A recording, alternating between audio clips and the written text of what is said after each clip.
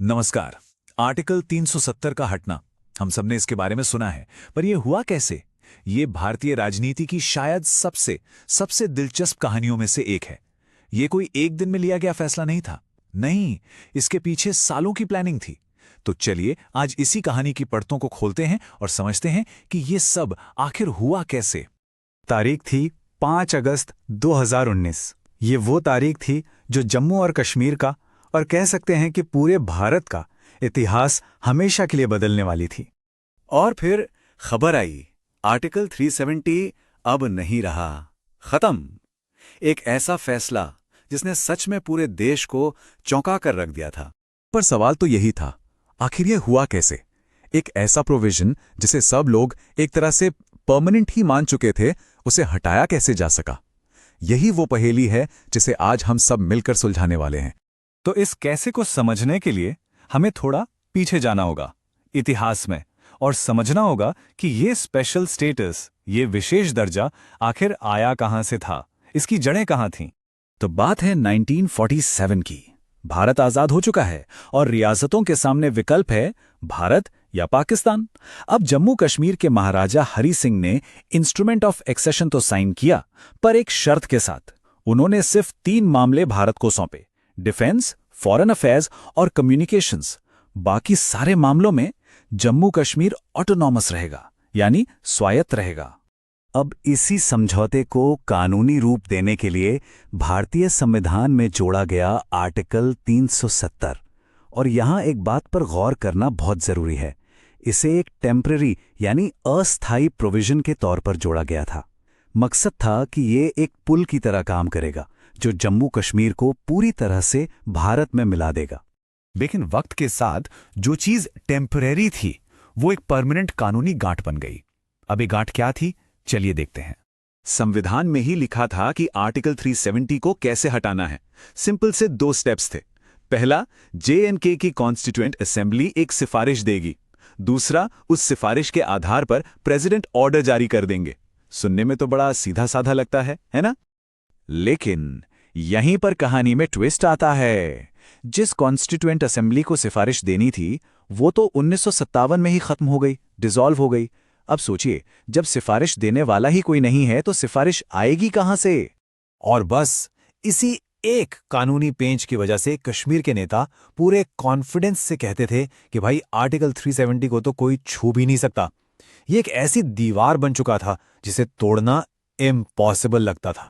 पर कहते हैं ना, पॉलिटिक्स में कुछ भी इम्पॉसिबल नहीं होता। अब हम उस 4 साल लंबे राजनीतिक खेल को देखेंगे जिसने इस नामुमकिन को मुमकिन कर दिखाया। तो इसकी बुनियाद रखी जानी शुरू हुई 2014 के चुनावों से। फिर 2015 में बीजेपी और PDP ने एक, कह सकते हैं कि एक अनोखी गठबंधन सरकार बनाई। कई लोग तो कहते हैं कि आर्टिकल 370 हटाने की नींव का पहला पत्थर उसी दिन रखा गया था।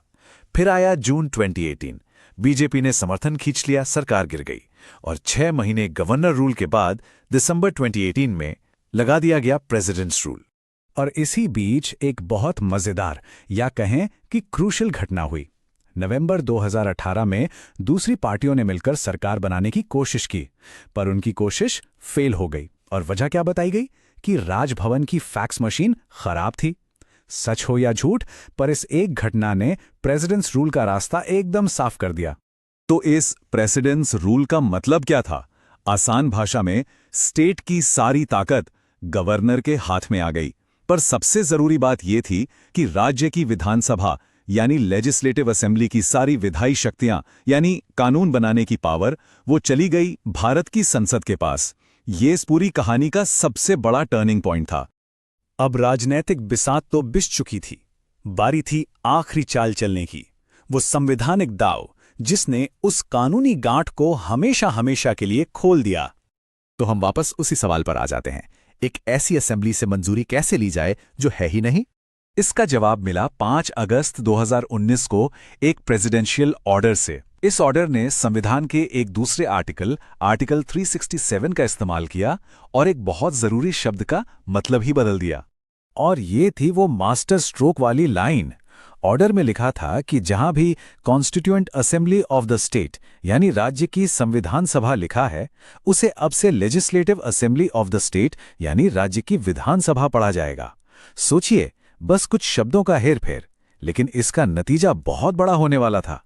और अब याद करिए, प्रेसिडेंट्स रूल के तहत राज्य की विधानसभा की सारी पावर किसके पास थी? बिल्कुल सही, भारत की संसद के पास। तो इसका मतलब ये हुआ कि अब संसद खुद ही वो सिफारिश दे सकती थी जो आर्टिकल 370 को हटाने के लिए चाहिए थी। और बस इसी के साथ वो कानूनी गांठ जो सालों से एक पहेली बनी हुई थी, वो खुल गई।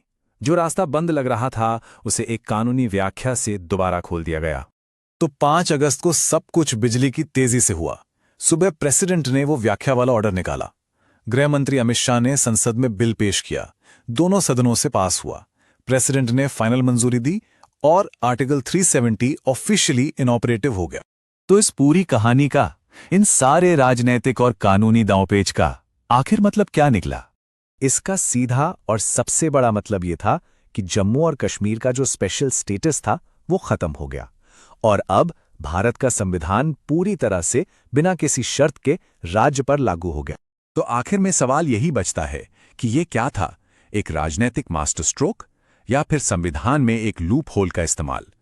ये एक ऐसा सवाल है जिस पर आज भी बहस होती है और शायद इसका जवाब हमें इतिहास ही देगा।